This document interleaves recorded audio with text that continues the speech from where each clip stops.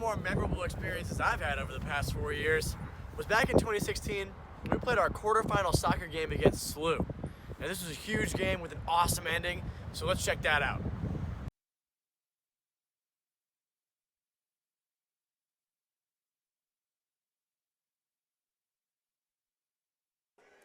And good evening, everybody. We apologize for missing the first few minutes of the game. We had to get everything back from Hazelwood Central. Everybody's still buzzing with energy from the overtime win, but of course, double overtime takes longer. Welcome back to CSN. My name is Tom Eichwald. I had the honor of bringing you the football game. I'm happy to be bringing you the soccer game. And instead of Randy Molman, we've lost a Randy and gained a Bill. So we got Bill Baumhoff up here in the booth, class of 91, one of the assistant coaches. Bill, nice to have you. Thanks for having me again. It's a pleasure to be a part of this great quarterfinal here action between us and the Junior Billikens of SLU.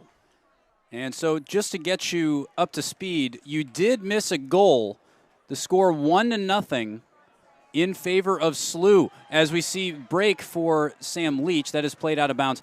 Ball was crossed in low and fast across the penalty area, and the initial challenge was made. However, there was a second ball loose in the penalty area that was tucked away by Ray Gedeker, number 14, for SLU. So it is a 1-0 game as we stand.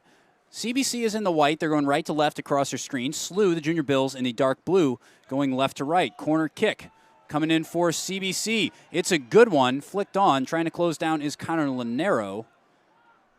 And Lanero crosses it back in. This is going far post. And that one is cleared out. SLU looking to build on the break. This is Will Rudder. And Ryan Gertison does a nice job of intercepting that. Ryan Gertison, of course, coming off of an AC sprain in the shoulder. And it is good to have him back.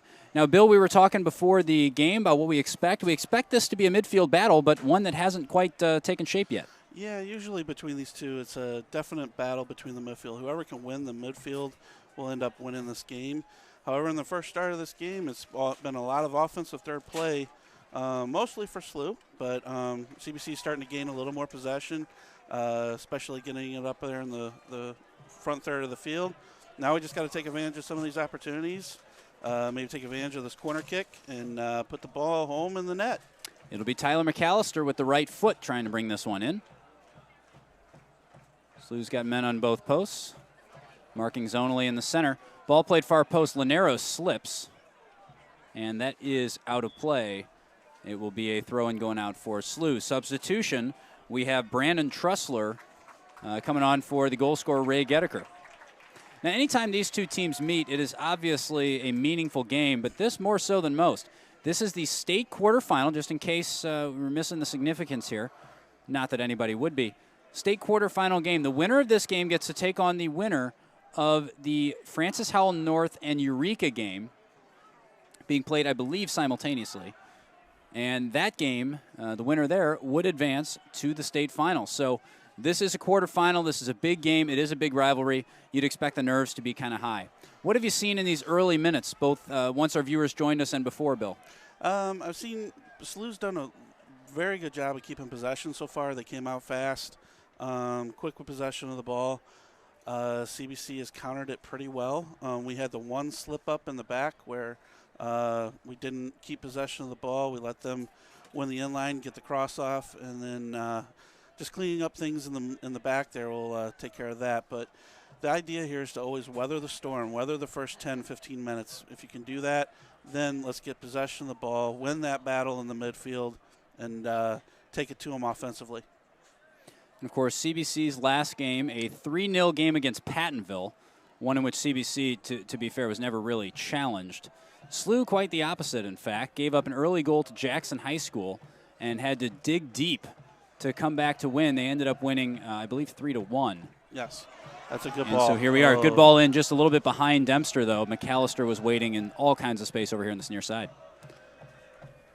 And we did mention the need to control the game in the center of midfield. That is going to fall largely to two men, Jack Edwards and Brendan Hennessy for CBC. Edwards with a little bit of a, as you see the ball off of Starzik, Alec Meissner is going to claim this one. Edwards with a little bit of a ankle injury, a little bit of an ankle problem that was taped before the game. He should be good to go.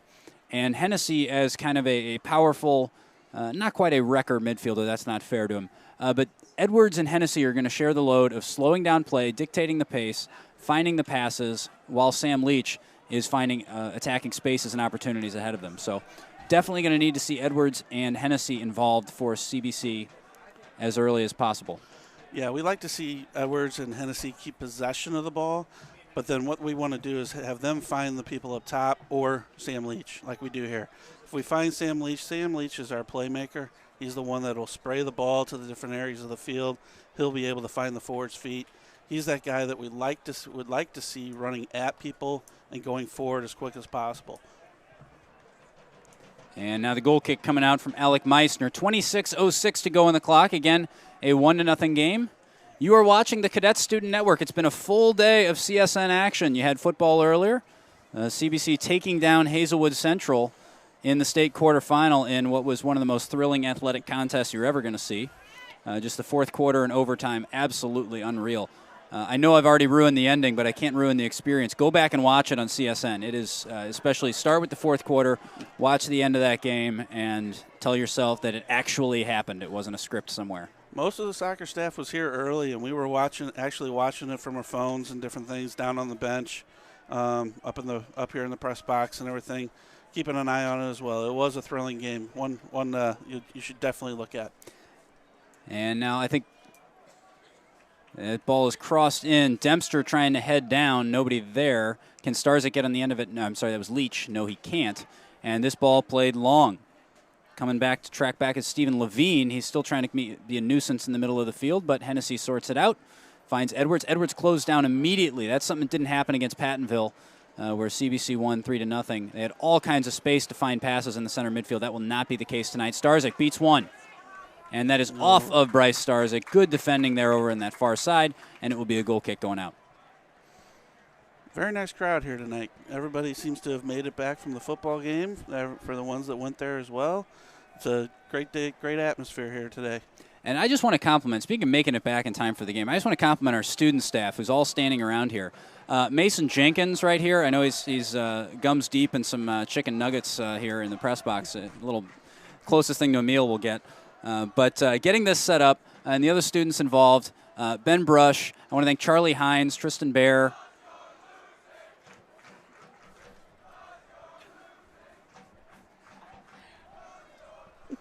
and a mystery student who is so humble he's not even telling us his name. But we do want to thank our student staff for getting all of this set up. We couldn't do this without Mr. Randy Gardner. It's phenomenal what they've done in terms of transitioning from one broadcast to another, and just a tip of the cap to the crew. Beck Eiler. Despite his best efforts, Beck Eiler has been named and given credit for his contributions to the broadcast. Also, I think I may have forgotten to mention Tristan Bear up on top of the press box. They're everywhere. Nice job, boys, and thank you for everything you do. There's a lot of people watching CSN today, and they couldn't do it without you. Here's Edwards.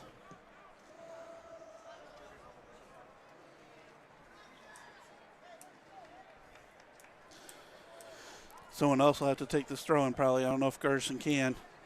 His shoulder injury. He's still got a little bit of a nagging shoulder injury. Well enough to play, but for throw-ins, raising that ball above your head, probably not going to do it today. So it looks like it will be McAllister over here on this near side, taking the throws. Now Verhulst tracking back, something he does very well. Finds Nolan DeWeese, who plays it long, and that's going to go out of bounds. Nolan DeWeese, a player who's been very solid all season, but especially in the playoffs, Bill. Yeah, he did very well. I think he really showed his true colors in the DeSmet game. I think the DeSmet game he played extremely well, showed that he can play as a solid right back, somebody that Coach Meckler can rely upon. And as a sophomore, not the biggest guy in the world, he held his own in what was an incredibly physical game against DeSmet. And also against Pattonville, did the job, and it's been a very good playoff season for him so far. Speaking of Pattonville, I thought of you that game as we talked about it. It kind of looked like a Sunday recreational game out there, something that I know you play in sometimes and everything. But more than I care to admit. Yeah, it was the pace of the play for that one, especially some of the pressure that Pattonville put on CBC was kind of reminiscent of that. It was certainly with all due respect to Pattonville, they got some phenomenal players, especially when you look at it compared to that hard-fought DeSmet game and the battle I'm assuming we'll see tonight. It was certainly more leisurely than you generally see. Absolutely. And speaking of soccer, and I don't want to call it recreational, that would deny the competitive status this game truly commands. But Wednesday night, we'll have a special broadcast for you here on CSN, Souls and Goals. It is a game that the Archdiocese sponsors every year to promote religious vocations.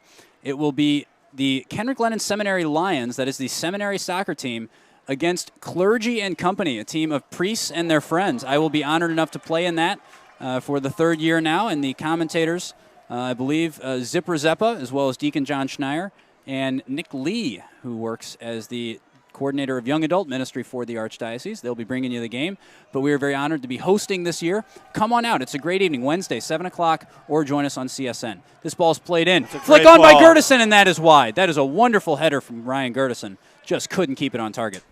Great opportunity. Very good drive by Tyler McAllister on the corner kick. Forwards love to see that ball driven in. The loopy high ones give defenders too much time to get underneath them. The driven ball like that is a perfect ball for a forward to get onto. And it will be, after all is said and done, a goal kick for Meissner. But good opportunity there for the Cadets. 20 minutes and 28 seconds to go in this one. 1-0 game in favor of the Junior Bills. And again, this is the state quarterfinal. A trip to the Final Four is on the line tonight. And the other, so one of these teams advances to the Final Four. The other, that's their season. So neither one of these teams wants to be on that end of things. And now free kick given. This will be taken by number 3, Kurt Schumacher. And Connor Lanero at the other end, calling the shots, making sure everybody is marked. Ball played in by Schumacher, far side. And Sam Leach gets barged into there. And this will be a free kick going out. And the guilty party there, number 21, Stephen Levine. Wouldn't be surprised to hear a chorus of "You Can't Do That" from the CBC supporters, who are all, they bust to Hazelwood Central and then bust back. And I'm not sure why, but they're wearing ponchos. They're all wearing those plastic ponchos. That shot taken early by Nick Dempster with the left. He had the goal at his mercy, but he puts it wide. So 2 early chances, one for Dempster, put wide left. He might have been able to take another touch or two. And then Gertison's header go wanting for CBC. Only one real chance so far for the Junior Bills, and they've put it away. Yeah, Dempster felt the pressure a little bit from Billy Hughes out here on the left side. He wasn't sure if he could handle it and take that touch and get away from him, but so he tried the shot. Would have liked to maybe see him take a touch with his left foot towards his right foot with that. That might have helped relieve some of the pressure. And now Leach plays it out to the far side. Bryce Starzyk over there on the right wing. Good ball. In for Verhulst. Verhulst cuts inside. And Verhulst still on it. Now Dempster. That shot is blocked. Good block there by Billy Hughes. Another good defensive play from Carson Berry initially on E.J. Verhulst. This one's sorted out by DeWeese, who tries to dump it in for Starzyk. Ball cleared back. And that ball's bouncing back and forth, which is not characteristic of these two teams. I missed this. So just got a text from Director of Communications Pat Walsh. And here's the shot that is blocked again by SLU. So the ponchos, and they're also carrying purple towels. So a rain poncho, a purple towel. What do you get? Purple rain is the theme. Very nice. Purple Clever. rain today. Some wordplay. I fully support it. And here's a throw in from McAllister. Geddeker getting ready to come back into this one. He is the goal scorer. Only one out there right now. And nice job by Gertison of stepping in. Only finds Schumacher, who dumps it over the top. Lanero comes up. Good header from Connor. And we've talked about DeWeese and Gertison at the back.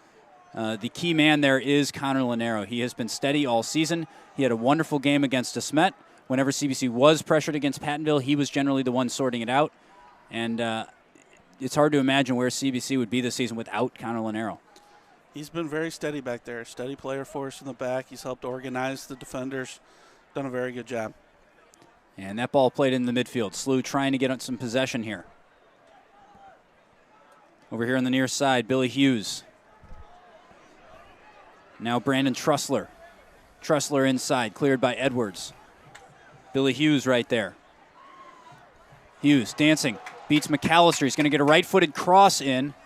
And the dummy, you get a volley here, a miss-hit volley, but a good opportunity for Peter Kickham. And Cameron Meyer grabs somewhat gratefully, I'd imagine.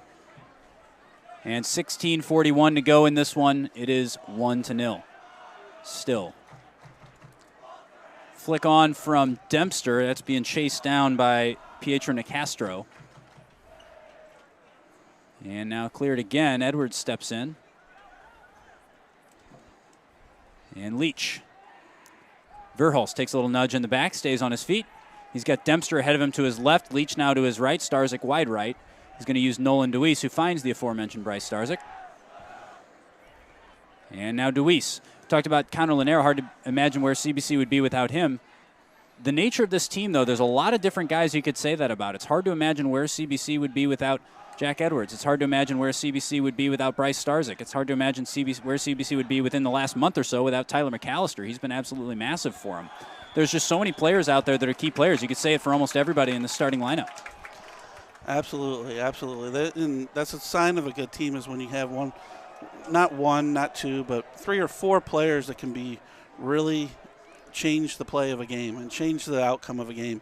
That's something that CBC has, and that's something that Coach Mickler instills in these guys. Is it's not just one player; it's always a team effort, and that's something that we look for. Now, great opportunity for CBC here. Free kick just outside the penalty area. This will be taken by Bryce Starzyk, right-footed. He's going to be covered by Billy Hughes in the one-man wall. So driving the ball may not work. At this point, it might be a little bit more about placement. Try to play it in that back post, maybe? Still, yeah, this is one you look for the back post or anywhere around the 6-yard box. That was a good one, good but ball, it is cleared. Nobody on the end of it. And trying to keep it in is Sam Leach. The Cadets swarming around this loose ball. That's the energy you need to see, especially trailing 1-0. Starzyk keeps it in bounds.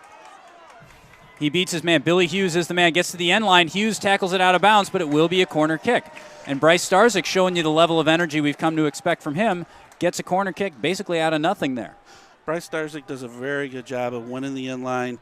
He looks to win that end line. He's over here because he took that free kick, but he usually plays out on the wide right. So he's very well, does a very good job of trying to find the end line to get the cross off. And the short option is McAllister. You got both wingers within 15 yards of each other. And this comes in from Starzyk's right foot. Verhulst couldn't get underneath it. Sam Leach is going to try to gather this one, maybe dump it back in. And nice control there by Dempster. Dempster with the left, crossing it inside. Tyler McAllister can't get there because Billy Hughes beats him to it. And now Slew looking to break on the counter. Jack Edwards disrupts. Well done, Jack Edwards. That's Jack at his defensive best right there.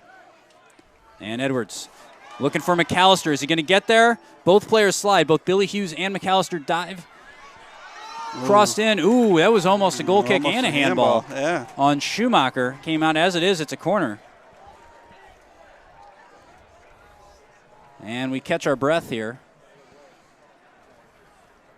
You're watching the Cadet Student Network. Tom Eichwald alongside Class of 91 grad and CBC coach Bill Baumhoff, bringing you state quarterfinal action. Ball played in. Header. And that was Gertison again, it looked like. But can't beat this Slew back line. Billy Hughes misses the header. Schumacher finally clears. And 13 minutes to go. Just had a visit from Mike Bartoni, CBC facility director, making an appearance in the booth. Mr. Tim Kylo made an appearance earlier, which reminds us that if you want protection, you want to call State Farm agent and CBC alum Tim Kylo. He's not just the best insurance guy in town, he's also the presenting sponsor of CSN, and we are incredibly grateful for his support. Call Tim at 314-842-4442 or send him an email at tim@timkylo, that's KILO.com. So many great sponsors of CBC and of the Cadet Student Network, many of whom we weren't able to tell you about more than we would have liked during the football game. We got a little busy and distracted up in the press box. A lot of action going on in that football game. A lot of action, and we've had slightly less action here in the first half of soccer. I was about to say no less action, but let's be honest, at this point in the game, haven't had the same level of excitement. But CBC has had a few chances in response to the early goal from Slew, so can they turn this around? This is the point where the newness is worn off. Your nerves are gone. This is the time to actually just sit down and play the soccer that we know how to play. And Starzyk inside. Dempster tries to dump it back wide instead of turning. Now Edwards. He's got McAllister wide. Gertison in support. Gertison steps up. Good pass. He found Hennessy. Hennessy for McAllister. McAllister cuts inside. He's got 2 junior bills to beat. And he beats one of them, and that is going to be a corner kick. Wonderful job by McAllister. Well done. Put in a good tackle on Donovan Ditto there. And wins the corner. So again, this will be McAllister. We've seen him drive these. I'd expect the same. That one's a little more spun in. Still bouncing around. Ray Gedeker breaks. Being closed down by Sam Leach. Gedeker cuts inside of him. Coming in, Nolan DeWeese. What a great tackle from Nolan DeWeese. Came all the way from the right back position to break up that counter. That was a potentially vital tackle. Good awareness from the sophomore. That's a typical sophomore tackle, right? Coming from right back? Absolutely. Come all the way from right back over to the left side, tackle and win the ball for us. Yeah, every 15-year-old knows how to do that. Exactly. Just how we draw it up in practice. Exactly. 10:42 to go here in the first half. CBC trailing by 1 with a throw. It is Bryce Starzyk over there with the throw. And nobody in too big of a hurry, apparently. Taken short. E.J. Verhulst showing for him. Now E.J. again. E.J. creates a little bit of space for Starzyk, who returns the favor. Tries to cut inside. It'll be another throw. And we talked about key players. E.J. Verhulst has quietly over the season become an essential part of the CBC attack. You will see him drop back into the midfield. He's almost an attacking midfielder playing in support of a striker and Dempster. But he's capable of scoring goals as well, one of the leading scorers on the team. He's been essential to CBC's success. Yeah, he's done a very good job of keeping the ball, coming back, being that option for a defender. If there's no option in the midfield, we can play it up top to him, and he'll be able to hold the ball for us. Him and Dempster do a very good job of that for us. And no matter what happens this soccer season, it probably won't be the end of E.J. Verhulst's CBC athletic career. One of our golfers on the golf team as well. Here we see a ball in the space for Ray Gedeker. Gedeker takes one time. Good hold from Cam Meyer, who throws quickly to Tyler McAllister. McAllister finds Dempster. Ooh. Ball bouncing around, taken back by Gedeker. And switching fields. Again, a good read by Nolan DeWeese. Something we're becoming used to. Edwards closes down Gedeker. Good job by Jack Edwards. And he's got McAllister on the wing. Dempster up top. Dempster threads a pass through. I don't think he called the bank shot, but it worked out. Now Leach. Lulls his man to sleep. Cuts inside. He's got options inside the box. That shot is off of his defender. Couldn't get a number on that defender for you. But a good idea by Sam Leach to cut inside, and that's a foul by Jack Edwards. So we'll be SLU ball on the break. Good spell of possession this last 15 minutes or so by CBC, starting to get more into the game. Yeah, they weathered that storm, like we said. Now we're trying to win the battle in the midfield. So if we win the battle in the midfield, we'll start getting more opportunities, hopefully getting more shots on goal. And in terms of sustained and sustainable possession, I would have to say CBC probably is winning the battle in the center of the field. We've seen more of Edwards on the ball and more of Hennessy on the ball than we have for their counterparts in blue tonight. It's been SLU has been most dangerous in transition. Yes. They've been looking to get the ball up top, finding Ray Gedeker. He's got good speed up top. Speaking of which, he's on the ball right there. He'll come back and win the ball and get it going for him. And that ball played back here to Billy Hughes. He's going to hit the diagonal in. That is off the hand, it looked like, of Alex Lehman. And that is played in, and that will go out for a goal kick. So 7:35 to go in this first half. While we have a second, we're excited to welcome a new sponsor to the CSN family, and that is TJ's Pizza and Fundraising. Our cadet kickoff sponsor is now available by the slice in our concession stands, and we can't wait for you to give it a try. TJ's is also the best fundraising option around. They offer a simple process that helps your school, team, or organization raise money by selling delicious pizzas and desserts. Call TJ's at 314-869-9404 or learn more online at tjspizza.com. Thank you, TJ's. They were the sponsor of tonight's kickoff, even though we weren't able to bring it to you live. 7 minutes. remaining in this first half as Edward turns. He's being closed down by Stephen Levine. And he finds Verhulst up top. Back to Jack Edwards. Edwards looking for Dempster. You can see the idea. Hennessy reacts quickly to that, is able to close it down. Ball falling for Sam Leach. Tremendous amount of backspin on that ball. Yeah, it took a deflection on that ball in, and you could tell by the backspin on the ball that was going to spin away. Yeah, an awkward one when it's coming down right on top of you. Just about the only thing you can do is try to hit it one time on the volley, but with the ball spinning that much, no telling where that thing's going to go.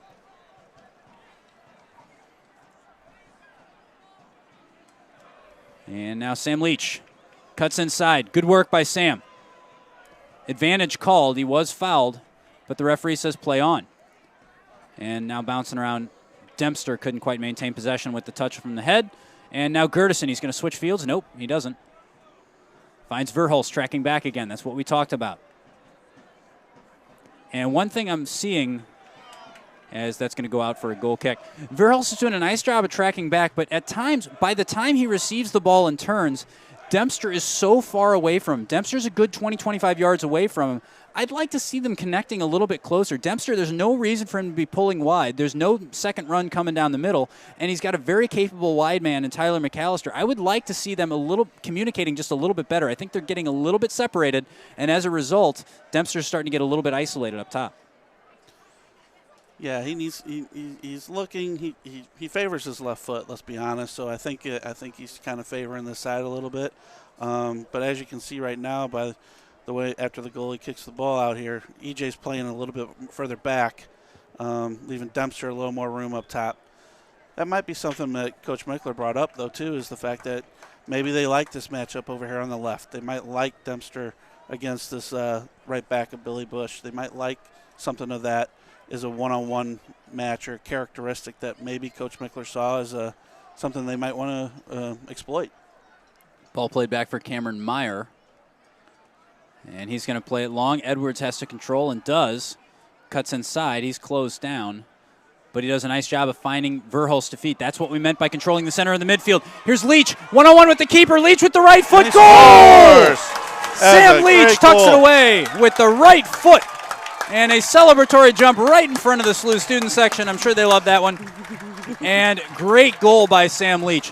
What a ball through. We talked about control in the center of the midfield. There you see it. Edwards very confident, stepping up in possession, under pressure, and finds the right pass, and then Sam Leach does Sam Leach. It was a very, very well-timed ball from EJ.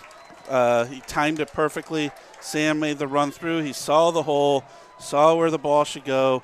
That's one of those, it's just like a pass from a quarterback to that wide receiver, that short little slant pass. Boom. They knew where it was. They knew where it was going. That's one that's almost impossible to defend, and Sam Leach did a great job of staying composed and making the finish. So just like that, we have a tie game here. CBC 1, SLU 1.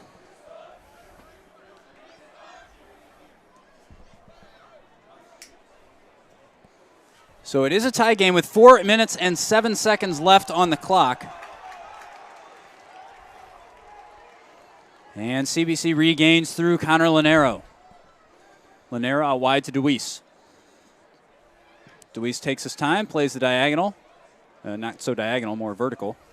And that's going to be sorted out by Carson Berry. I don't think that was the intent. I think it might have come off the side of his foot a little bit. Yeah, I think with your golf reference there, you sliced that one a little bit.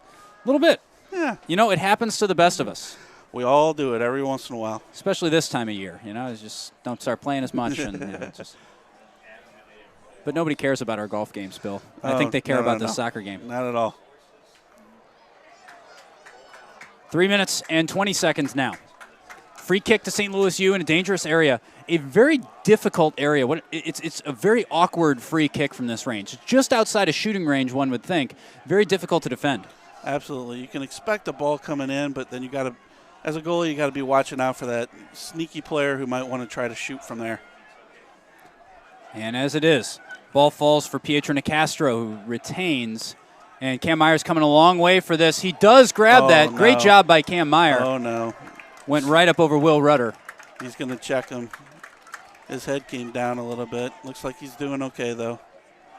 Yeah, the head snapped back against the turf, but he does appear to be okay, and we'll continue. Scary moment there for Cam, but great catch.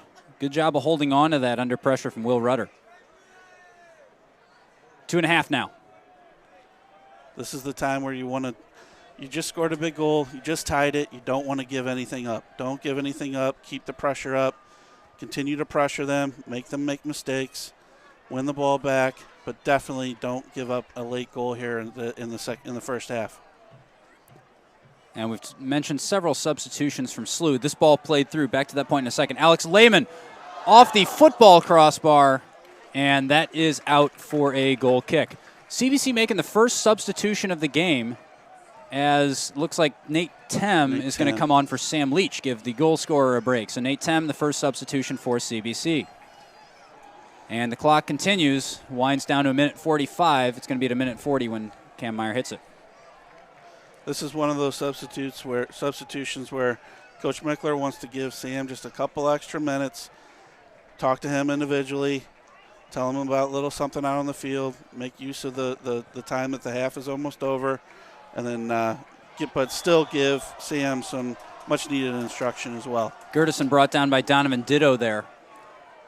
And we have not seen extensive use of substitutions by Coach Mickler in this postseason. He tends to keep the players he wants out there. And we saw it against the DeSmet, in the DeSmet game, the entire second half, no substitutions for CBC. Yeah, it's one of those where you find a group that's working good for you. You want to stay with them. Sometimes bring someone out just to give a little talk to, just need an instruction for the game, something that might help benefit them. But at this time of the year, it's all hands on deck. And the goal kick by Meissner. By the time he lets this one fly, it's going to be below 35 seconds left. And that is straight into the middle, flicked on by number 18, Cameron Verzino. And Will Rudder chasing it down over there on that far side. Now Nolan DeWeese goes up and wins it. Played in by Bryce Starzyk. Regaining Carson Berry. And still bounced around. Good turn by Gedeker. Gedeker's going to goal now. Connor Lanero steps up, takes a whack. And that's a foul on Connor Lanero. I don't agree with that one. I think that one was he won the ball, and then after that. 3 seconds, shot comes in. That's going to be gathered by Cam Meyer. You're glad that one doesn't result in anything for the Junior Bills. But as it is, two players collide, and it ends up in the hands of Cam Meyer. That's going to do it for halftime. We're going to catch a quick breath here on CSN, maybe let you hear from some of our sponsors. When we come back, we will have first half analysis, and we will have we'll get you ready for the second half. You are watching the Cadet Student Network.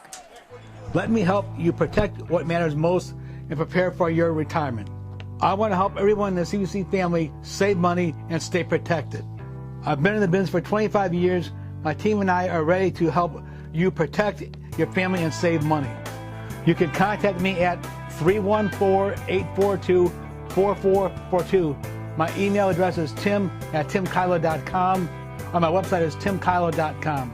Enjoy the rest of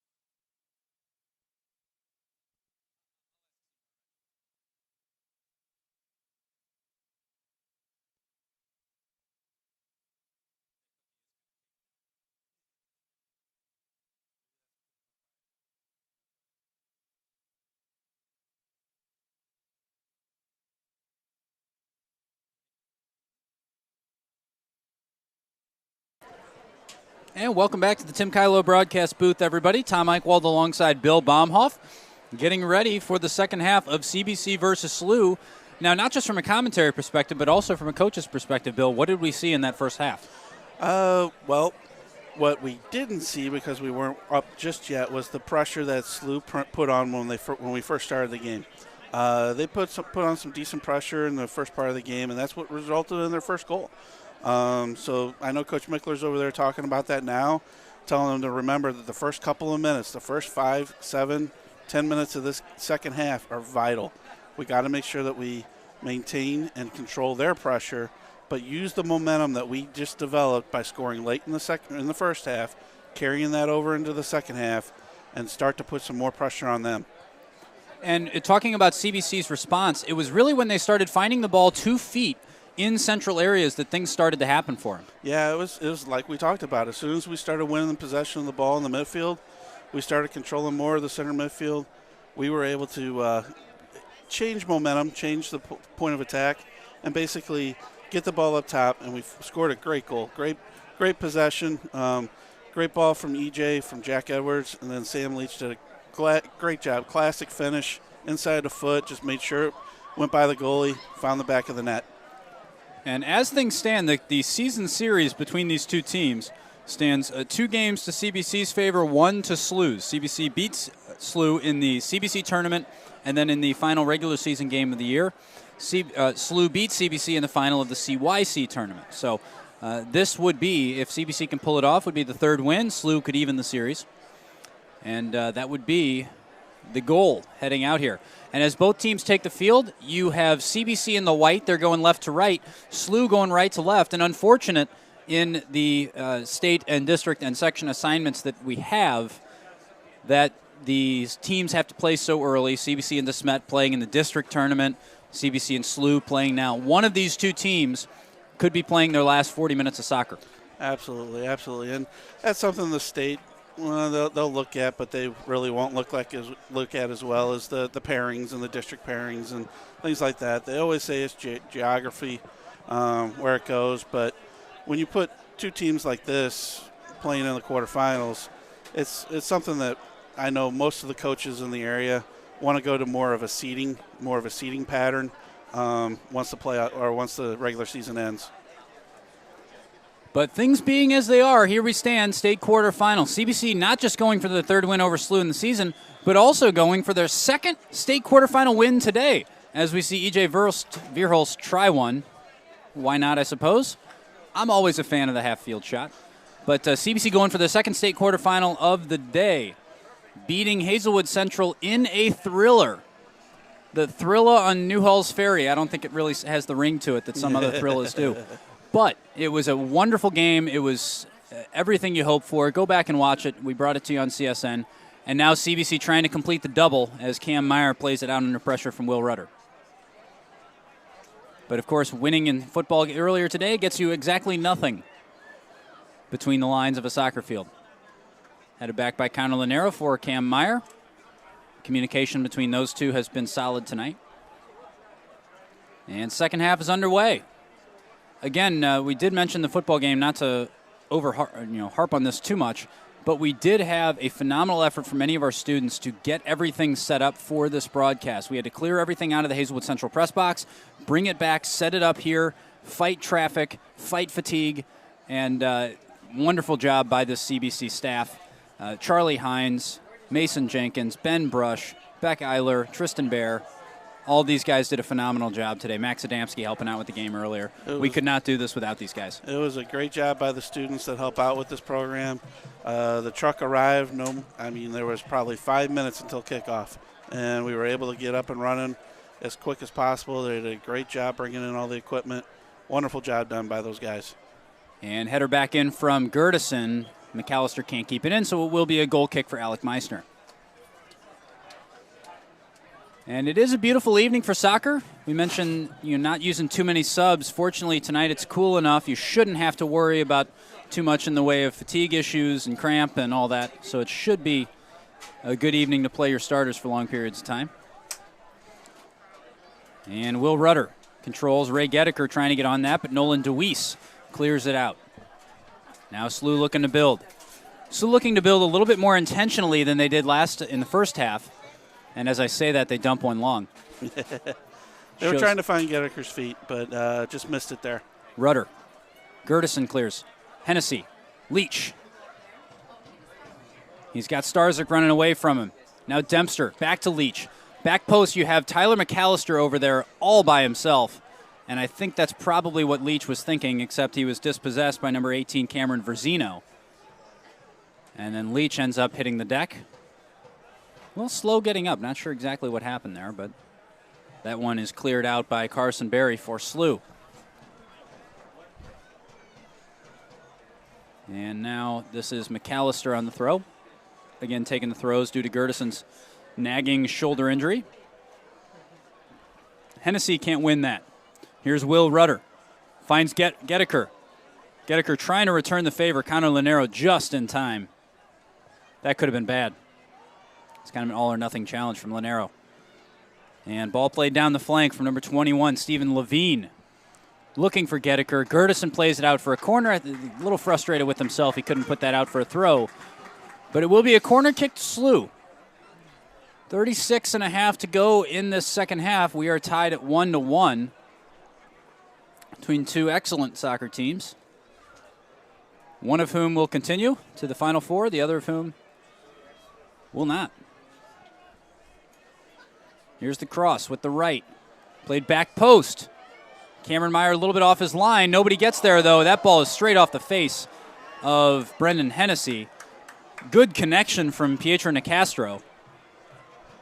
Looks like Hennessy's okay. It's a cold night. Then Coach Mickler almost takes one in the face. He had his hands up. I think that's happened before. I think it has. 46 years of coaching? I think he's seen that once or twice. Corner kick for us. Let's get a nice cross here, Tyler. Hold on. Let's get some people in the box. Yep. McAllister has been alternating between the driven cross and the lofted cross. Going to find Leach on the short one. Yep. Leach cuts inside with the right foot, and that sails wide of that near post for a goal kick. I don't think that was the connection he was hoping for on that one. Generally, you look to hammer at far post from that area. Yeah, I think that was a design play, something that they probably worked on in practice, and he's probably struck it a few times, probably a little better in practice, but it's definitely worth the effort. Anytime we can get the ball in our playmakers' hands, a little extra, so it's always good. Yep, and very easy to get on top of the ball and hit a low hook anytime you're trying to put a little extra muscle on it. And now SLU looking to possess. On the ball, Alex Lehman. Cuts outside. Sam Leach does a nice job of getting in his way. So that ball is out off of Lehman. Throw in for Nolan DeWeese. CBC asking some questions within SLU's half. Nobody really moving around. Finally, Leach finds some open space. Hennessy. They can't quite connect with Starzyk. That ball's played straight up. Bouncing around. Rudder heads down for Gettiker. Now Gettiker. Great tackle from Connor Lanero. Physical but well-timed. Starzyk finds Leach. Leach to Hennessy. Lanero has continued his run. Jack Edwards now dropping in at center back while Lanero advances. Here he goes. That ball's toe poked in. Dempster will close. And Edwards is going to go up against Gettiker for a head ball. Wins it. Who needs a center back when you got a central mid who can do that? Now Leach. He's got the tricks. Tries to go over the top to Dempster. Dempster can't get on the end of that one. Now here's Starzyk over in the near side, and that does go out of bounds. Good defensive header from Edwards, but wonderful skill from Leach. Absolutely. Wonderful skill by Sam Leach there. Now, do you like Connor Lanero continuing his run, making those runs time and again, or are you saying to your center back, stay back there, be a center back? Well, sometimes if he can do it, that's great. That's one thing that it definitely is something different for the defenders to see. It's one of those where your back comes up. Nobody really knows who to mark, who's going to mark him, who's going to come over and carry him. Do I leave my mark and go, or does someone else leave their mark? So he's an unknown commodity as soon as that happens, and that's something hard for the defenders to get used to. So the answer to your question is sometimes yes, but as a coach, you also want to see him back too. Well, and it makes it a little bit easier to go up when you do have a player of the caliber of Jack Edwards, who's a very experienced defender, not just midfielder. Absolutely. He can slot in seamlessly at center back. Absolutely. So it eases the mind, makes it less of a dilemma. And that ball on the flank Gertison's beaten. And this is Levine over there. Trying to turn, he does. Can he get a right-footed cross in through the legs of Gertison? Gedeker coming back from the end line. Not sure how he was on sides when he's on the end line, but that is what happened. Now SLU still trying to possess. Ball played up looking for Rudder. Rudder using his body trying to shield Nolan DeWeese, and it's going out. That is an obstruction. So 32-24 to go in the second half here of the state quarterfinal. Again, the winner of this game will play the winner of Parkway North and Eureka. Francis Howell North and Eureka. Howell North and yes, Eureka. Yes.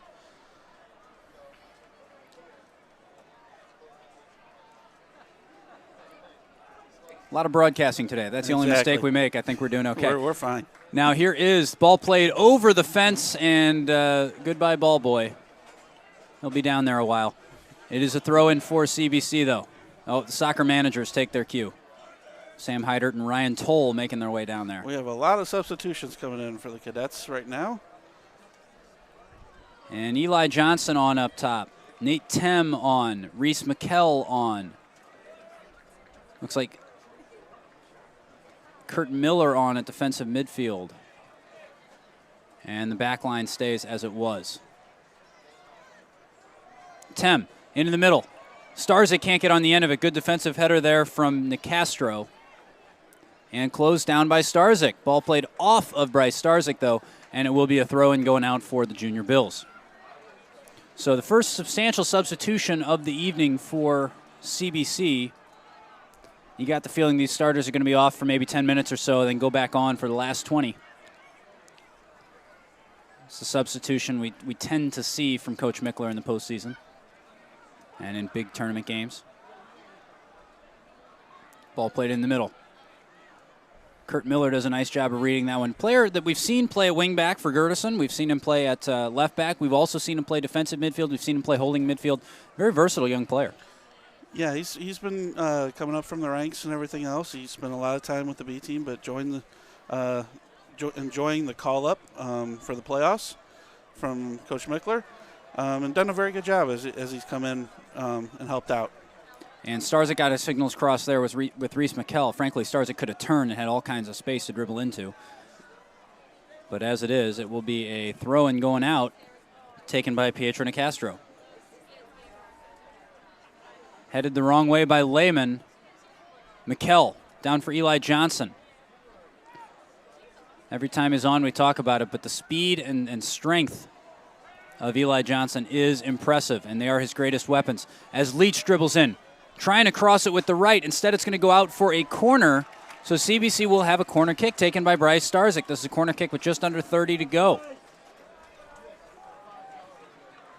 And Starzyk will take everybody but Nolan DeWeese and Jack Edwards in and around the penalty area. Jack Edwards playing as a lone defender. If you play your cards right here, you can pin SLU back for quite a while in this area because they don't really have much in the way of an outlet. That ball's going to come out, but way more CBC numbers there than SLU. Now the Junior Bills looking to break. Well read by DeWeese. Dumps it for Stars. A great touch on that pass. So easy to hit that too hard as you're running. Great turn, Sam Leach. Leach with the right. That is deflected off of SLU. Will be a throw. Yes, a throw-in. Good block, but what a turn by Sam Leach. There you see the skill. Great ball. It was to the correct foot to pass it to his right foot. He let it roll across his body. First touch right out of pressure. Great first touch by Sam Leach. And now the throw-in coming from Nolan DeWeese. DeWeese's throw is a good one. And Miller steps. DeWeese again. Tries to go end line. That was well read by Will Rudder. And a good battle between those two as Rudder tries to clear. He slips. Played in by Kurt Miller. Chested down by SLU, and Lanero's going to read and keep this in the danger area. Lanero dancing to the sideline. Out. Oh, he says it's off of SLU. The assistant referee disagrees. And now we get a substitution for the Junior Bills. And we get to catch our breath. Peter Kickham, the player on. Throw in taken short. Rudder finds feet. And ball played in the middle. Not off the arm, says the official. And pass from number 2 to number 7, but the wrong 7. Bryce Starzyk crosses it for CBC's number 2, Ryan Gertison. Gertison on the dribble. He's dispossessed nicely by Gettiker, but Kurt Miller. Good recovery by Kurt Miller. He read that from a long way off, saw it coming. So in Miller and DeWeese, you have 2 sophomores, both very, very capable of reading the game and of intervening when called upon, and anticipating when such intervention is necessary. Absolutely. They've shown Coach Mickler that they know how to read the game. They can see the play developing, where they need to run, where they need to go. It's good to see from our upcoming classmen. And that one's played out. It will be another throw into CBC. Nate Tem over there to take it. Finds Miller in the middle. Can Miller turn? No. Plays it back to the near side to Tem. Closed down by Peter Hughes, and Nate Tem can't keep it in. It'll be going out. And starting to get a little bit congested in here over there on that far side. But the game not quite as open as it once was. You'd like to see CBC start finding central areas again rather than getting pinned on one of the wings. Yeah, we need to find those center midfielders, find a way to switch the play, find the possession on one side, swing it to the center midfielders, and swing it to the other side. Last time we mentioned Jack Edwards, it was just talking about his filling in for Linero at center back. He's a player who needs to find the ball a little bit more. CBC needs to find him. And now, here is Slew trying to build, trying to get some control of that midfield. Cameron Verzino over here to the near side. Nicastro plays long. Cameron Meyer should get to this without a problem, and he does. Rolls it short for DeWeese. Wasting no time is Cameron Meyer. Starzyk. Leach. Back for Linero. Center back, but very, very good on the ball. Anymore, you don't say center back, but good on the ball. If you say center back, you assume that that's almost the primary skill being looked for in center backs these days. Yeah, they not only need to defend, but they need to be able to control the ball and play a good pass. In some cases, that's almost more important to some coaches. Absolutely. Ooh, nutmeg there from Sam Leach. Not the first victim he's had in that regard. We were talking about a moment in the DeSmet game, or before the game, where Sam Leach cramping up late in overtime. Went down in agonizing pain, got back up, hobbled for about 30 seconds, received the ball, nutmegged his man, passed it off, went back down. He definitely has some skill. He's very good on the ball. But what I've been more impressed with throughout his development here and stuff is his vision, his ability to pass the ball, and the runs that people are able to make with him, because he's able to see him. A lot of players have their head down, especially when they're dribbling, but he's able to find players and pick them out from distances and has excellent vision. And Sam Leach does bring down his man, Peter Kickham. But I was just about to make the point that that's one aspect of his game that has improved dramatically. But I also think he's developed into a more complete midfielder. We've seen him in defensive areas and making defensive challenges that maybe last year or 2 years ago we wouldn't have seen. Absolutely. He's definitely redefined his role with the team, and he's definitely become not only the playmaker, the one that we look for, but he can defend. Kurt Schumacher in. Meyer spills it and falls for ditto. Still bouncing around. CBC trying to clear. Shot's going to come in from Schumacher, closed down by Sam Leach. And Cameron Meyer came out for that one, bobbled it, and very nearly cost him. And we get a handball going against Reese McKell. Unfortunate. The ball bounced up, got him on the arm, didn't even help him control it, but that is the call. Sometimes it breaks for you, sometimes it doesn't. That's Yep. one that just didn't break for him. The spin of the ball, basically after it bounced, went right up to his hand. So 23:30 to go on the clock. This ball played in. Cam Meyer should come for this. Linero gets ahead to it instead, beats him to it. hold this now, Elijah. Hold it for us. Now Tem looking for Johnson, finds Peter Hughes instead. And Slew looking to hit on the break again. And pass wasted. Starzyk brought down by Nicastro. And it will be Slew ball, much to the dismay of Bryce Starzyk. And the switch. Ball played by Cameron Verzino. Over there, that far side. Looks like Stephen Levine over there. Cuts inside. Beats his man. Ball played in off the head of number 19, Peter Kickham. But it is wide, and it will go out for a goal kick. And we're almost halfway through the second half, 22:30 to go on the clock. Have we seen much difference between these two halves? Not a whole lot. Not a whole lot. SLU's looking to play the ball long, find their top guys, their guys up top. CBC's looking to win the battle in the midfield. So far, they've done a pretty good job. SLU's done a good job. We got to give them credit where credit is due. They've found their target man up top more than they have in the past. But it's definitely one that CBC is looking to control the center of the field. And we need to pick that up a little bit here. I would expect Coach Mickler to get those starters back up here in the next minute or so, get them ready to go, and so that they can start at about the 20-minute mark. McKell for Johnson. Johnson turns inside and puts that through the football uprights as he was falling away.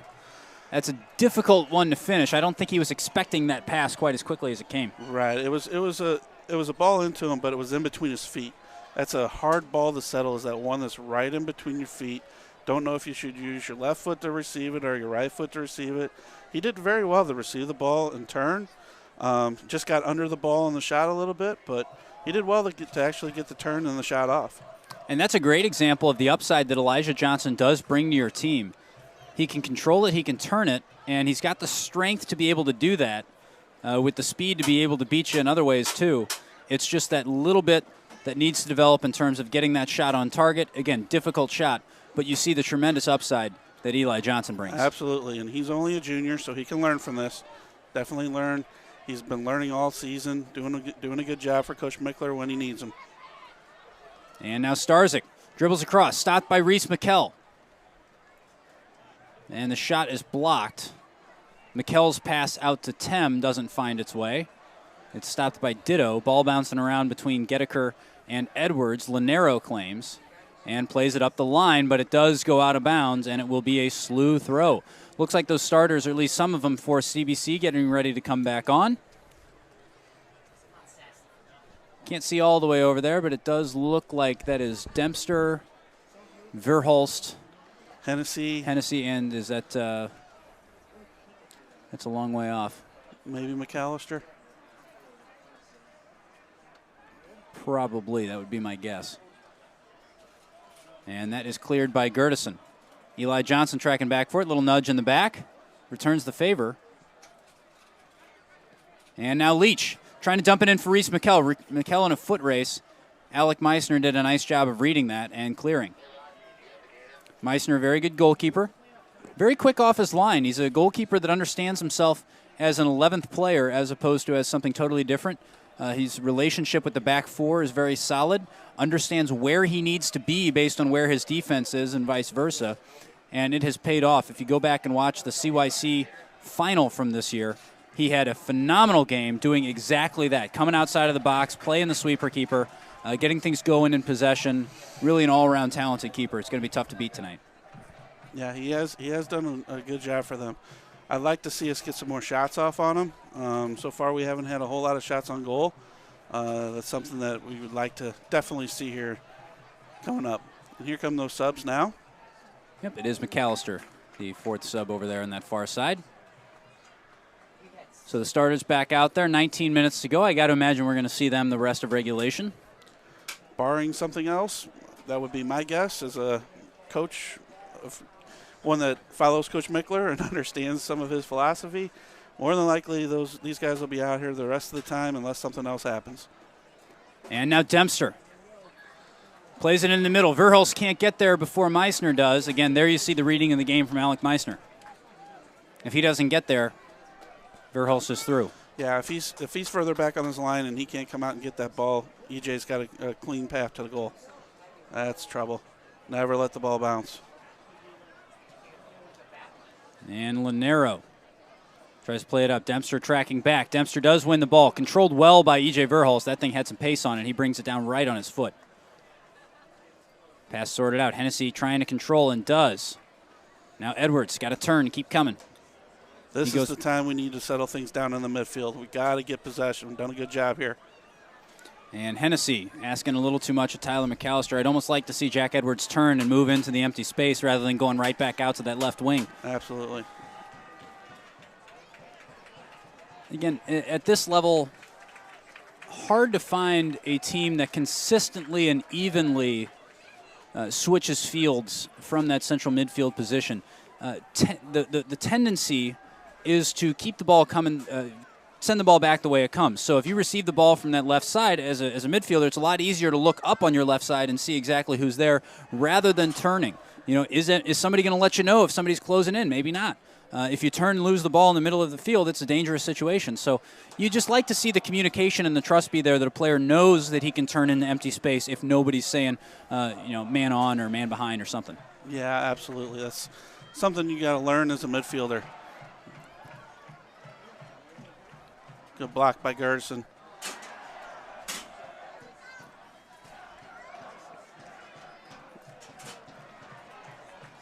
And this ball played in. Ditto.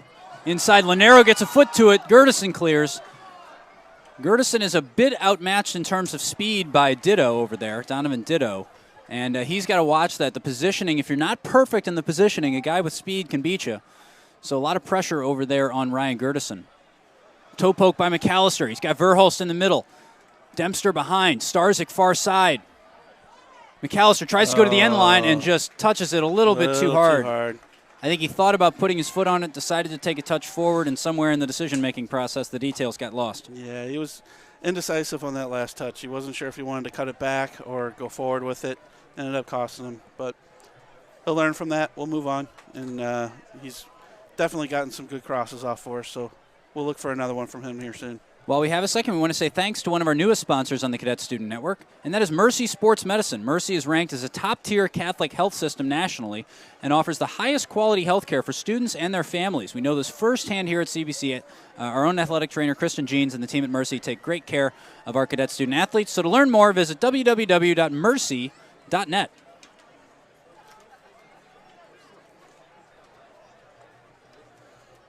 And now Deweese. Inside for Hennessy. Takes a shove in the back. Can't find Verhulst. And the clearance as far as Will Rudder. Lanero reads it nicely. Plays it in the middle. Hennessy trying to poke it on. Can't do it. Ball played in by Stephen Levine. Will Rudder now. Been very lively up there has Will Rudder, number 7 for SLU. And now here is Ditto on the right-hand side. Mentioned the speed he's got here. He uses it to come inside. And he's got Levine in support. Does Levine want to hit this? No, he doesn't. And Ditto turns. He's got McAllister back there helping out. Ditto's going to get a right-footed cross in. Too deep for everybody, but coming up to take it is Pietro Nicastro. And he gets in a left-footed cross. And that's flicked on Scorpion style, but to no avail by Will Rudder. And now McAllister. A lot of running over there. This is what Bill was talking about. You need to settle down. You can't have this. This is not going to last 14 more minutes.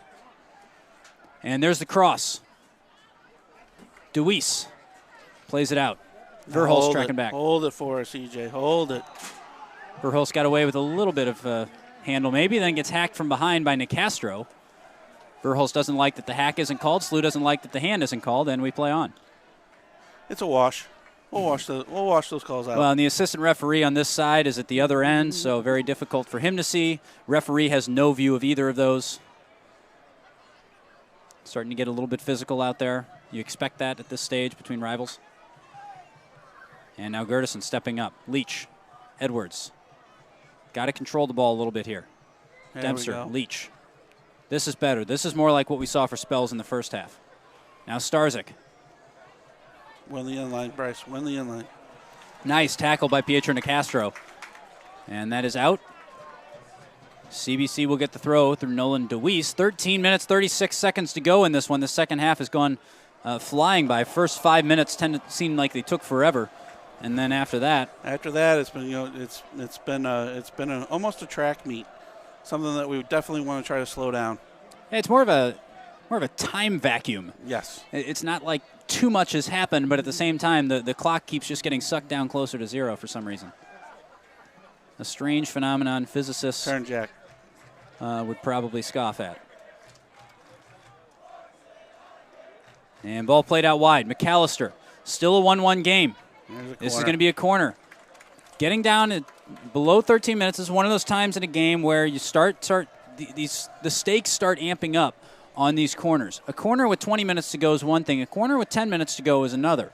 You don't want to be the guy that gives up the goal and goes behind, but also if you start getting tentative, you start getting pinned back, and then it's a long 10 minutes. So the stakes are starting to get ratcheted up every one of these set pieces and opportunities that CBC has. And SLU. Ball played long by Ditto. Edwards going to have no trouble receiving and turning this one.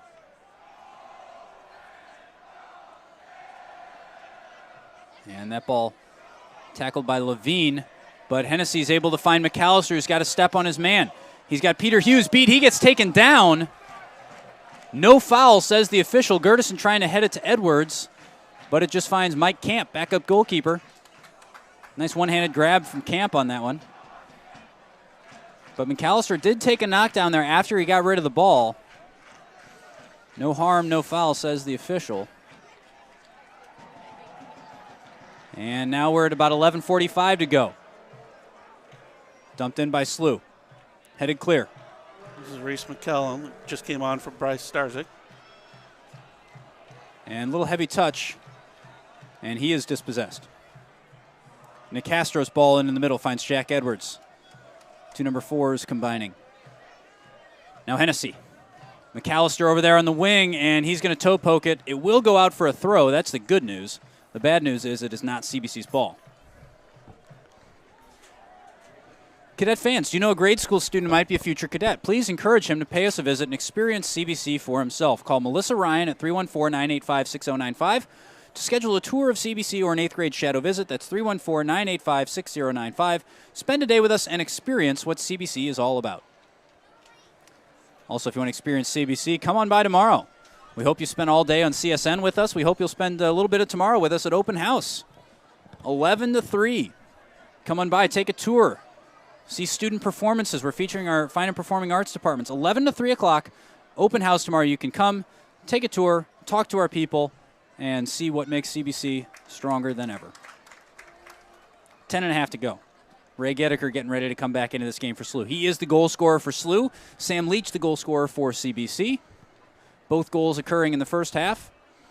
Not much of note happening here in the second.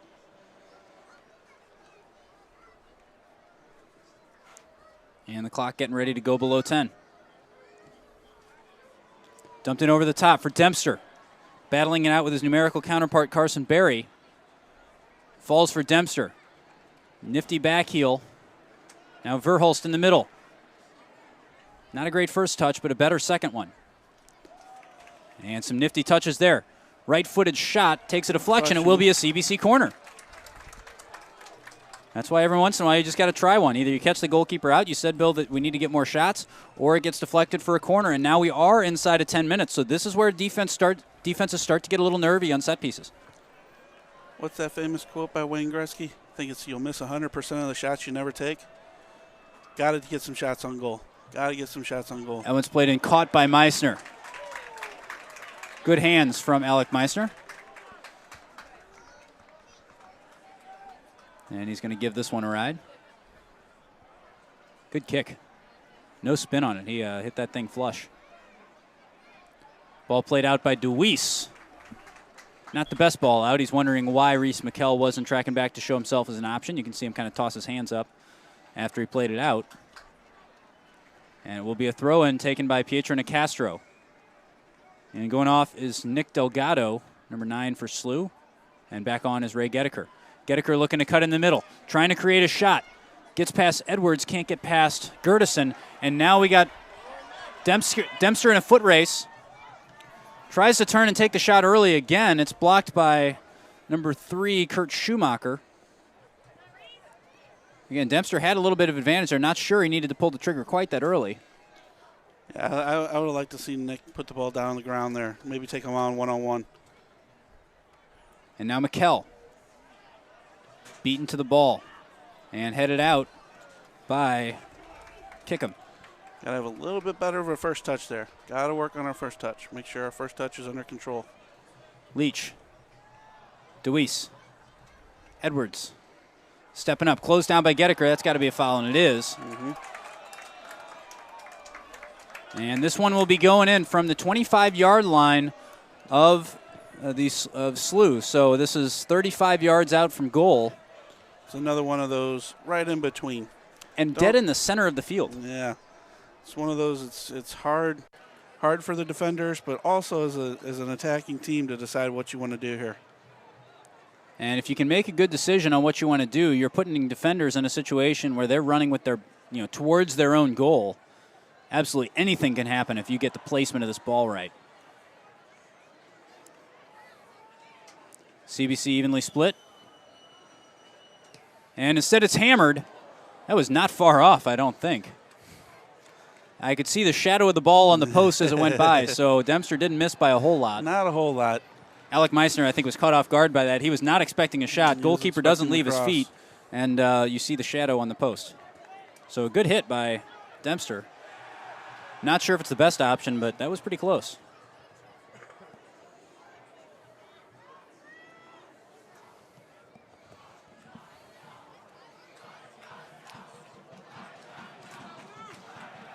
And inside of 7 minutes now. SLU with the throw, taken back for Schumacher. Schumacher dumps it long. Gedeker going to try to hammer this in. He does. Will Rudder was right there, but so too was Cameron Meyer. And now Cam is going to give it a ride. Told you about open house coming up tomorrow, 11 to 3. Come on by. Another opportunity to come up to CBC Wednesday night. Souls and Goals, annual soccer game between the Kenrick Glennon Seminary Lions and Clergy and Company, a team of priests and some of their friends. That will be a game that will be played at 7. It will be brought to you on the Cadet Student Network. We won't be doing the game, but it will be brought here to you on CSN. So either check it out on CSN or come out to CBC. It's a lot of fun. It's free. It's fun for the whole family. It's a great event every year. It's been hosted out at St. Dominic. It's been about 1,100 people the last few years. We're hoping a more central location draws an even bigger crowd. So please come on out Wednesday night, 7 o'clock, Souls and Goals. And now we're inside of 6 minutes to go. Still 1-1. Do you see this game going either way in regulation? All it's going to take is one good break by either team. Or a bad break, you hate to say it. Exactly, or a bad break. But one good possession, one good opportunity. This is the time when you got to dig deep and find that one goal-scoring opportunity. Leach. And that one is cleared out by Nicastro. It will be SLU's ball.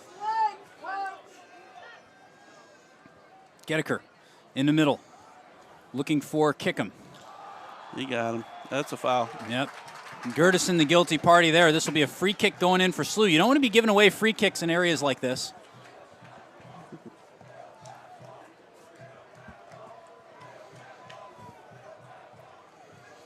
As the clock ticks down below 5, we're going to be at about 4:35 or so when this gets hit. And there it is. Headed clear by Edwards. Now Nicastro. Boy, he got some foot through that one, but it is high and no good. So inside of 4.5 now, still scoreless. A game that, to be honest with you, has overtime written all over it. Could we possibly have 2 overtime quarterfinal games in the same day? That'll be your luck for your voice. It would be. My throat is already starting to thank me. I'm sure your throat's going to enjoy having a day off tomorrow. I've had several people ask me once I got here if I had time to get that tea I mentioned in the football broadcast. The answer is no. It was a little bit of a rush. If that's all I've got to complain about, I think I'm doing okay, Bill.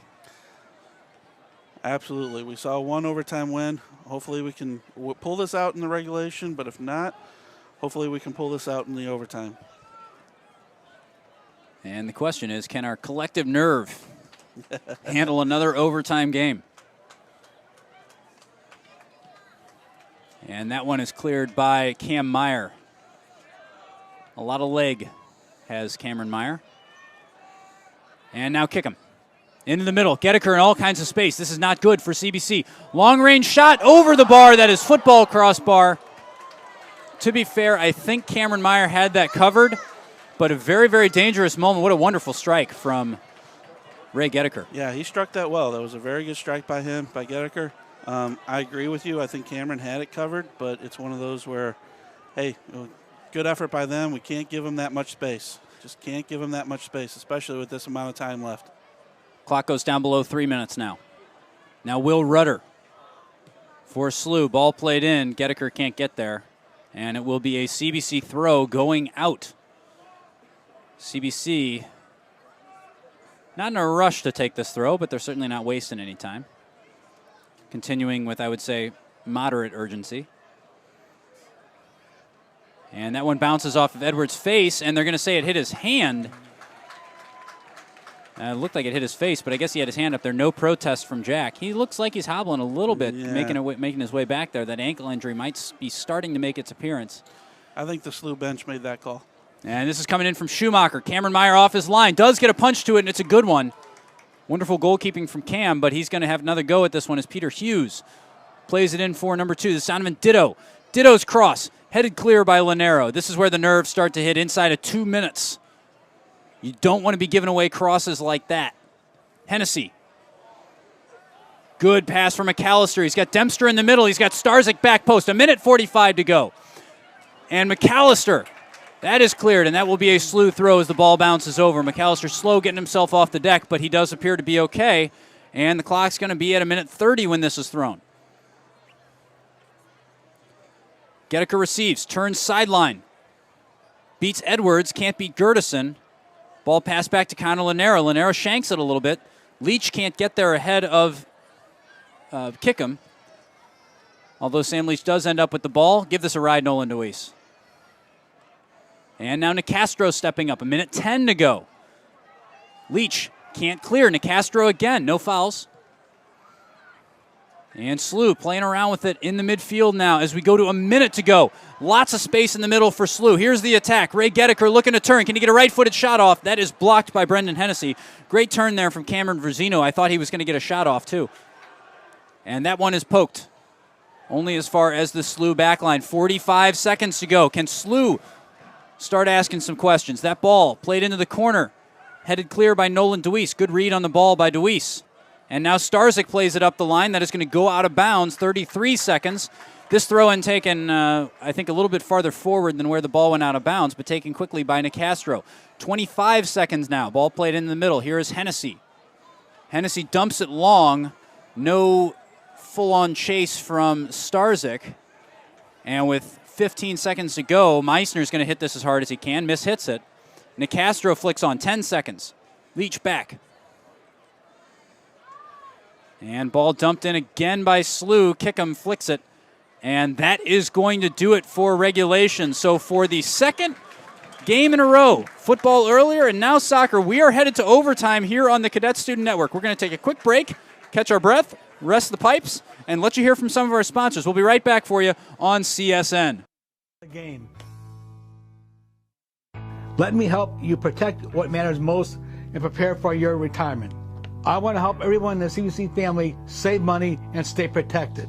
I've been in the business for 25 years. My team and I are ready to help you protect your family and save money. You can contact me at 314-842-4442. My email address is tim@timkylo.com, and my website is timkylo.com. Enjoy the rest of the game. Let me help you protect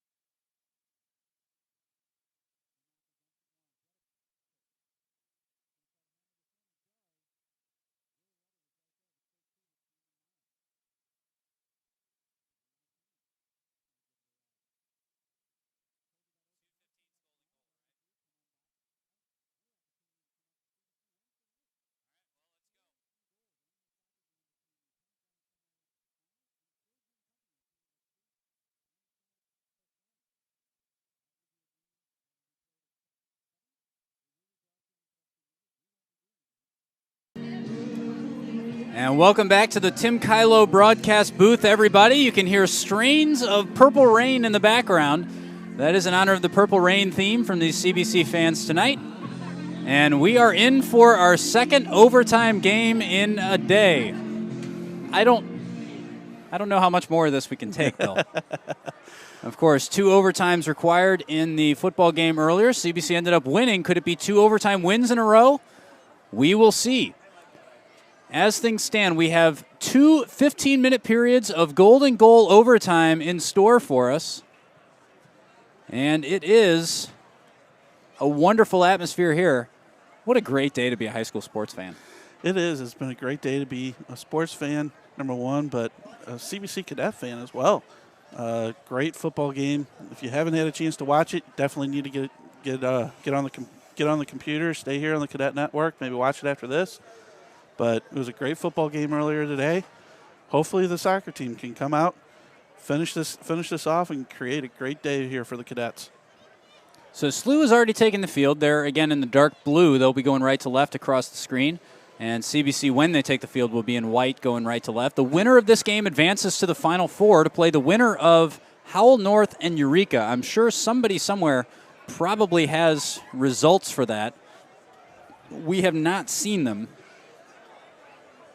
Might have to hit the Twitter pretty hard here in the next few minutes. I'm not sure. But the winner of this game would play the winner of Howell North and Eureka in the state semifinal game, which would be on Friday down at Soccer Park. So again, SLU ready to go. CBC still getting their instructions from Coach Mickler. And if you had to guess, what would those instructions be? Probably maintain possession. We towards the middle of that second half, we didn't keep possession of the ball as much as we would like, or as much as I'm sure Coach Mickler would like. Right now, he's telling his defenders and everything, nothing silly in the back. As a coach, we always tell our players, if it's rattling around in the penalty area, it's a disaster. Get the ball out. We will regroup. I tell my guys, put it in the stands. It does not matter as long as it's not in the back of our net. So let's just make sure that we keep control of the ball in the middle of the field, but no skirmishes, nothing in the by the goal that could easily go to one of them.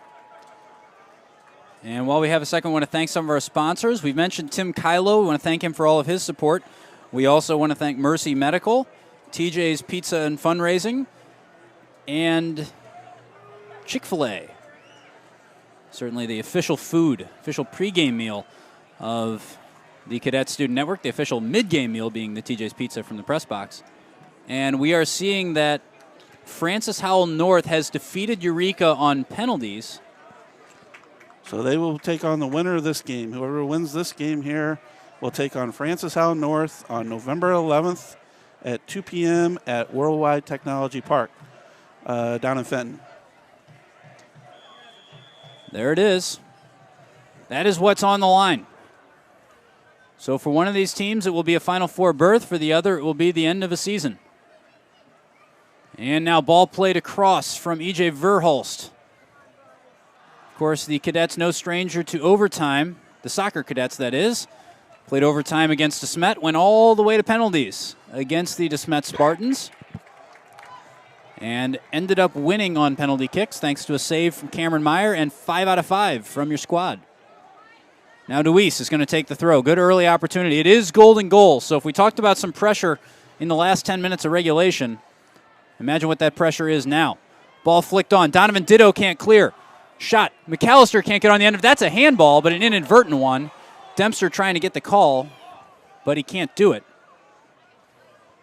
That is off the hand, but it was ball to hand, not hand to ball. And absolutely nothing that the junior Billiken in question could do about that. So this ball played up. Flicked ahead by Goedeker. Edwards closes down off of Ray Goedeker. Now kick him. Goedeker beats Lanero. He's got a shot. He's closed down by Gertison, and no foul. Ball still bouncing around. Cam Meyer comes and claims that. Physical challenge from Ryan Gertison. But clean, says the official, and not all of the fans agree. The SLU bench and student and fan sections are furious that there was no penalty given. And the CBC fans just kind of sitting there. That's a close one. From here, it did not appear to be a penalty kick. It looked like it was from the side and won the ball, but I'm sure it's one that comes down to what color you're wearing. Yeah, it's one of those where if you make the tackle, they were probably looking for dangerous play or something like that where he was kicking the ball while he was on the ground. But I think it was a good, clean tackle from here. But like you said, depending on the color you're rooting for, that's probably what you're going to go with. Well, and in a golden goal overtime, too, you say that if it's a foul first minute of regulation, it's also a foul in overtime. But you have to be 100% positive. To call it in a golden goal situation, you cannot call anything unless it's absolutely clear. Absolutely. In this situation, especially in the penalty area. So, yes, I hear what you're saying. If it's a foul anywhere on the field, it's a foul in the box. If it's a foul in the box in the first half, it's a foul in the box in overtime. But at the same time, there's no room for error here, especially on a penalty kick. And Cameron Meyer comes out, claims that one. We are about almost 3 minutes gone here in overtime. Again, golden goal. A lot on the line here. CBC trying to make this one of the best days in their sporting history. And now Gedeker dumps it up the middle, but too direct and right into the hands of Cam Meyer. That's one of those that has to be on a diagonal so it doesn't go right to the goalkeeper. Absolutely. That's one of them that'll go straight to the goalie every single time. And Cam Meyer will take 11 minutes and 50 more seconds of that, too. Now Dempster. Out wide, he's got McAllister. McAllister cutting inside. McAllister likes to cut inside under that right foot. And charging on was Hennessy, but he doesn't win it. Donovan Ditto dumping long, but Ryan Gertison there to win it. Still bouncing around. Edwards needs to turn into space, and Hennessy finally does.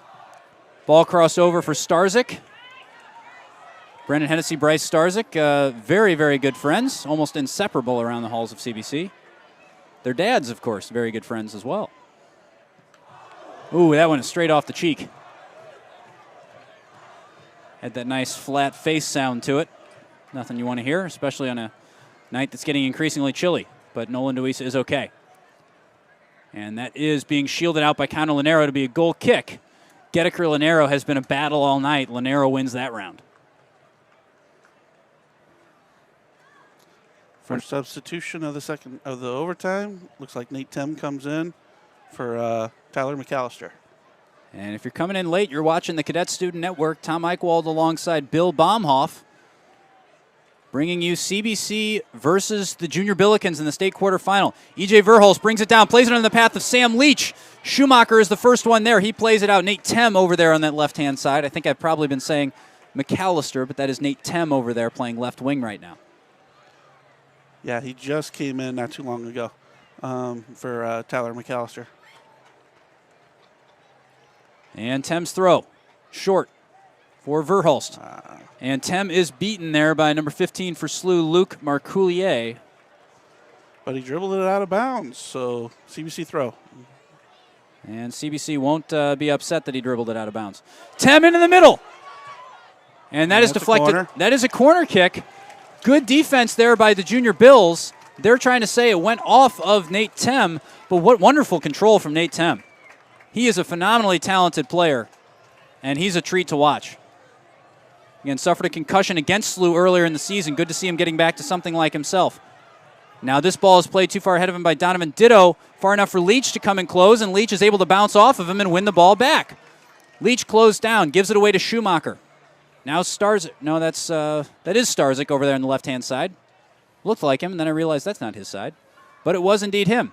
Into the middle is Nick Dempster, and that is going to be played out, or correction, Verhulst. That is played out for a corner. And we see the numbers come forward. Lanero coming forward. Gertison getting in there. Leach is going to be patrolling outside the penalty area. Nolan Deweese is going to be checking Gray Gedeker, and Jack Edwards is back as the free safety, if you will. 9 minutes to go in this first period of golden goal overtime. Corner kick is going to come in. It's a good one. Meisner got a punch to it. Leach, the ball just jumped up on him at the last second, and he plays it out for a goal kick. Good opportunity for the Cadets. Absolutely. Leach would like to have that one back. That just spun a little bit on him right when he was getting ready to kick the ball. Just took a little bit of a funny bounce, spun off his foot a little bit differently than he anticipated.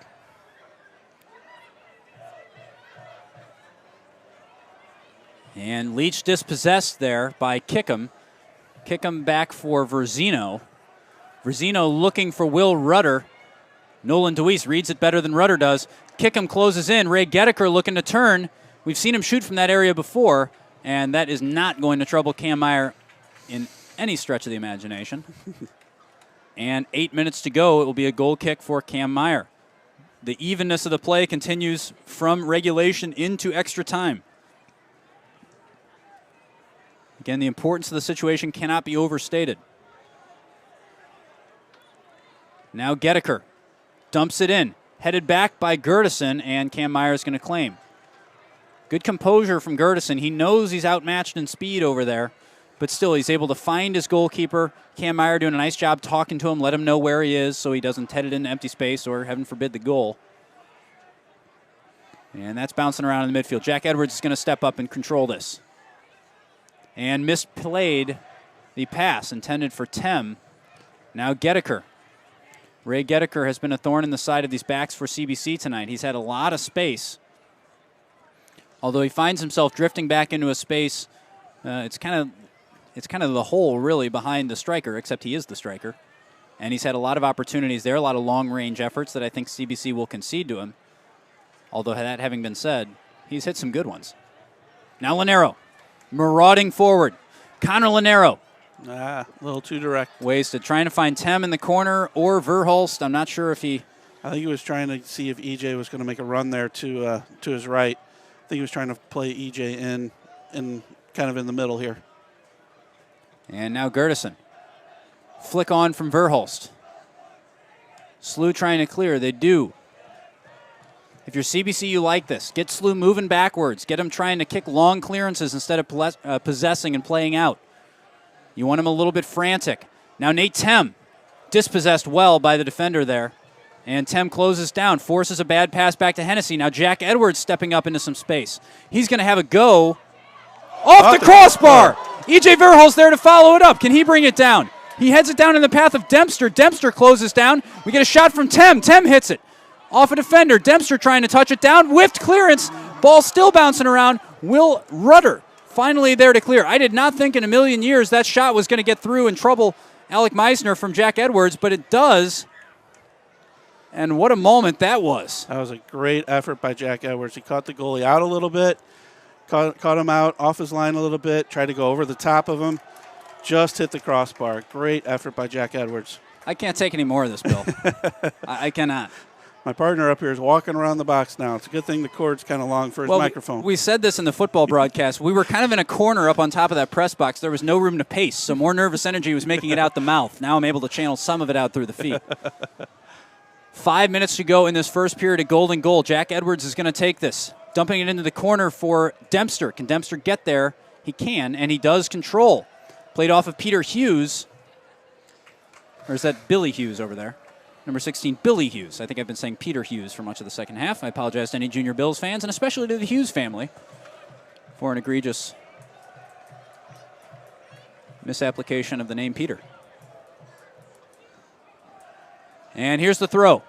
Into the middle. Flicked on. Will Rudder trying to clear. Only as far as Leach. Leach hammers one. That was goal bound. Cleared by Kickham. And it will be out for another CBC throw. If you're CBC, you got to maximize these opportunities. They've had some good ones. Still haven't really gotten anything on Meisner's goal. A lot of blocks, and you got to credit Slew's defense for getting themselves in the way. And Gertison can't quite get on the end of that throw. Now Gedeker, one-on-one with Edwards. Edwards challenges, and that'll be a Slew throw going out. Nice challenge from Jack Edwards.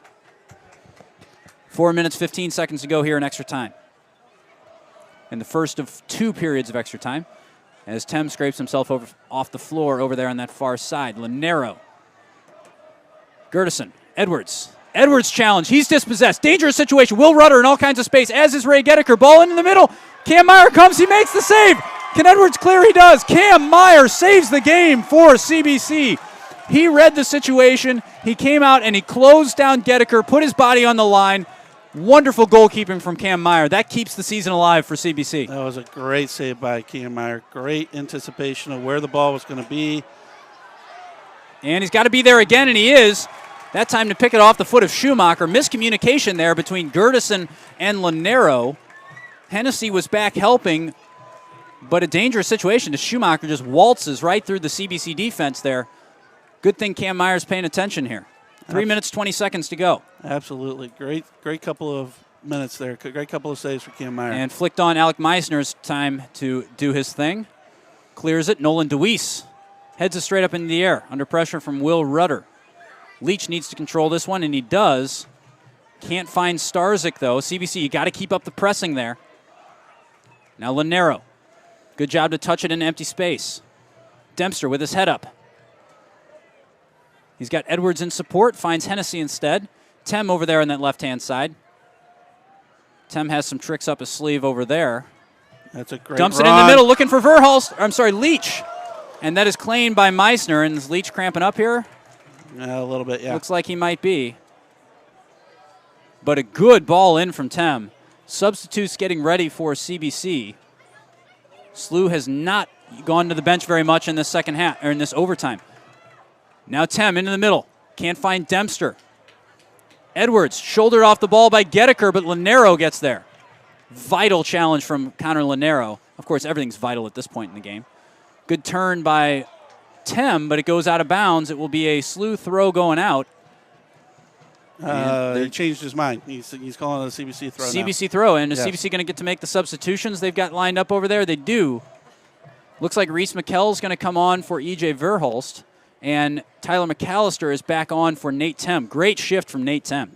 Very good. He did a very good job over on that left-hand side. Made some good runs, some good passes. Good play by Nate Tem. McAllister's cross in the middle, bouncing around. Dempster flicks it down, but McKell couldn't get there. And this one is played back. DeWeese, chests and turns. Finds Starzyk. Starzyk flicks in the middle for McKell, who's got Starzyk on the wide run. Now here is Bryce Starzyk. 1:20 seconds here in this first period of extra time. Ball played out. Will Rudder trying to control under pressure from Starzyk. Pietro Nicastro ends up with it and plays it into the middle. Edwards has to be there, and he is. Good touch from Edwards under pressure from Peter Kickham. And that ball is dispossessed in the middle. This is Levine. Stephen Levine, he's got options ahead of him. 1 minute to go in extra time in the first period. Plays it for Ray Geddeker, and Cam Meyer is able to get it. That is just too far ahead of Ray Geddeker, and he was offsides. Yeah, offsides. Offside flag is up. Once again, it's all because of loss of possession in the middle of the field. We got to calm down, keep possession of the ball. Right now we're getting a little antsy. I know everybody's a little antsy right now with it being in the overtime, but the team that's going to win this game or could find that winner in overtime is the one that's going to be composed and win the ball in the middle of the field. People getting antsy, Bill? I'm not sure I know what you mean. Yeah, I don't know as you continue to pace in here in the press box. And that one is played back for Gertison. Under 20 seconds to go.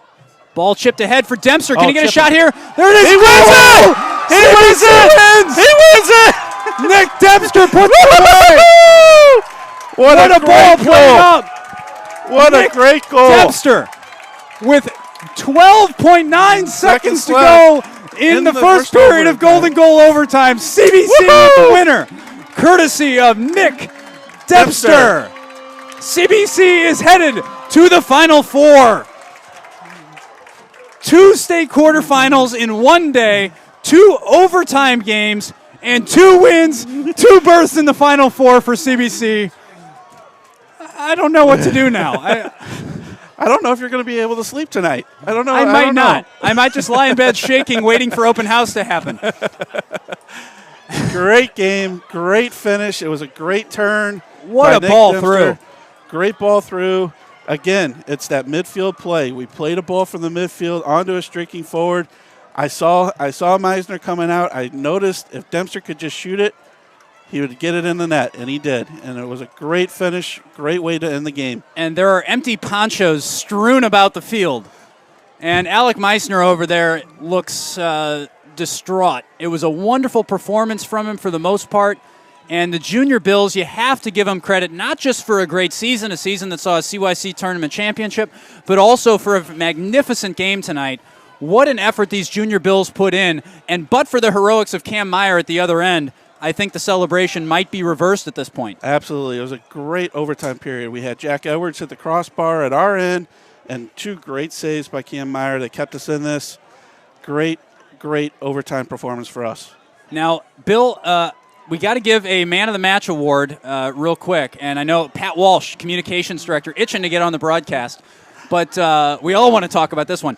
Before you go, Bill, I'm going to put the pressure on you. We got to pick a Man of the Match. Do we give it to Cam for the big saves? Can you look past the Nick Dempster winner? Do you give it to somebody in the midfield? Where are you going on this? I would go with Cam Meyer. I got to go with Cam Meyer. He's the one that kept us in this with that great save. While Nick Dempster's goal is unbelievable, and we love him for it, I got to go with the goalkeeper on this one. Goalkeepers don't get enough love. I think he needs some love this time. So congratulations to Cam Meyer, our Man of the Match, and Pat Walsh, Director of Communications, stepping into the booth. Pat, Tom, what a day this has been for CBC Athletics, hasn't Tom it? Michael, holy cow, I can't believe it. What an awesome day for CBC. 2 quarterfinal wins sets up an exciting, perhaps even a more exciting semifinal Friday. I don't know. We're going soccer and football back-to-back on Friday. I believe soccer will play at 2 o'clock at CBC, or excuse me, at the soccer park. I'm a little flustered right here. I can't imagine how you are. You've been talking for about 6 hours. I'm trying to give you a break. As long as I don't stop, I'm okay. Once I stop, I'm probably not going to be able to start again. I tell you what, I wanted to jump on the broadcast just to say thank you to you, Tom, to Randy Molman, to Randy Gardner, to Mason Jenkins, to Charlie Hines, to the entire CSN team for making this day happen. For our fans who are watching from a distance, it's been so much fun bringing it to you. And Tom, to your voice box especially, I think we're going to find a way to give your voice a spa day. I don't know what the gift certificate is. I don't know where I go to get that, but thank you so much for bringing this action, these 2 unbelievably exciting games to our audience. It's been a blast. And so I definitely want to echo Pat's thanks to our crew here who made both broadcasts possible. There's a lot that goes into this that I don't understand. Fortunately, these guys do. Ben Brush, nice job. Mason Jenkins, well done. Tristan Bear, Charlie Hines, Max Adamski, Beck Eiler, all these guys who have worked to make this broadcast possible. That's it.